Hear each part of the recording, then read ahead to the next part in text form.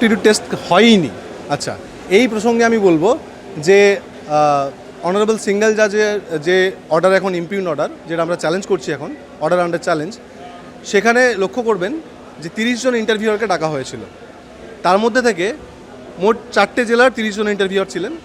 তার মধ্যে থেকে 13 জন ইন্টারভিউয়ার বলেছেন যে অ্যাপটিটিউড টেস্ট নেওয়া হয়েছে, এবং বেশ কয়েকজন তো অ্যাপটিটিউড টেস্ট জিনিসটা কী সেটা ডিফাইন পর্যন্ত করেছেন।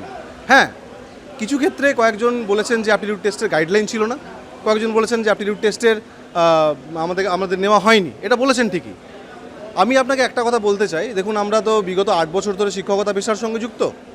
একটা কথা বলতে পারি যে গাইডলাইন যদি বেঁধে দেওয়া হয়, তাহলে আমি কোনো একটা টেস্টের ন্যাচারালিটিকে কিল করে দিই। স্বতন্ত্রতা, স্বকীয়তা বলে একটা বিষয় থাকে, সেটা নষ্ট হয়ে যায়। আমি যদি আপনাকে বলি যে আপনি ঠিক এইভাবে পড়ান, তাহলে আপনার মধ্যে যে স্বতঃস্ফূর্ত, আর আমি এখানে একটা বিষয় কোট করতে চাইবো যে যেরকম পোয়েট্রির ক্ষেত্রে আমরা বলি যে poetry is a powerful overflow of spontaneous overflow of powerful feelings, সেরকমই মানে আমি স্পন্টেনিয়াসলি কতটা বাচ্চাদের কাছে অ্যাপিলিং, বাচ্চাদের কাছে কতটা আমি পৌঁছাতে পারছি আমার কথাবার্তার মাধ্যমে, আমার তাকানোর মাধ্যমে, এগুলোও কিন্তু অ্যাপটিটিউড টেস্টের ধরন।